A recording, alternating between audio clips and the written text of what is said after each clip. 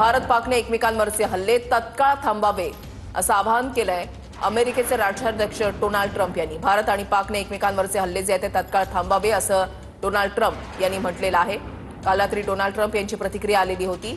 तणाव कमी करण्यासाठी आम्ही प्रयत्नशील आहोत आणि आता डोनाल्ड ट्रम्प यांचं असं म्हणणं आहे की भारत पाकने एकमेकांवरचे हल्ले जे आहेत ते तत्काळ थांबावेत। त्या संदर्भातलं ट्विट सुद्धा डोनाल्ड ट्रम्प यांच्याकडून करण्यात आलेलं आहे।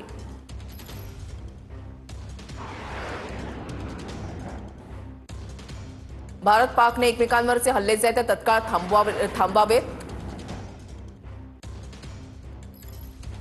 असं डोनाल्ड ट्रम्प यांनी म्हटलेलं आहे। सुरुवातीपासूनच अमेरिकेची भूमिका जी आहे ती राहिलेली आहे। ज्यावेळेला ऑपरेशन सिंदूर राबवलं गेलं त्यावेळेला सुद्धा पहिली प्रतिक्रिया आंतरराष्ट्रीय पातळीवरून ही अमेरिकेचे राष्ट्राध्यक्ष डोनाल्ड ट्रम्प यांची होती। रात्री 3:10 त्यावेळेला त्यांनी असं म्हटलेलं होतं की हे होणारच होतं, कारण पहलगामवरचा हल्ला हा दहशतवादावरचा हल्ला आहे आणि त्यावेळेला डोनाल्ड ट्रम्प यांनी असं म्हटलेलं होतं की पाकिस्ताननं याला उत्तर देऊ नये, कारण भारतानं हा जो हल्ला केला तो दहशतवादाविरोधातला हल्ला आहे, पाकिस्तानवरचा नाही। त्यानंतर काल डोनाल्ड ट्रम्प यांची प्रतिक्रिया आली की हा तणाव जो आहे तो कमी करण्यासाठी अमेरिका प्रयत्नशील आहे आणि आता त्यांचं ट्विट आलेलं आहे की भारत पाकने एकमेकांवरचे हल्ले जे आहेत ते ताबडतोब थांबावेत।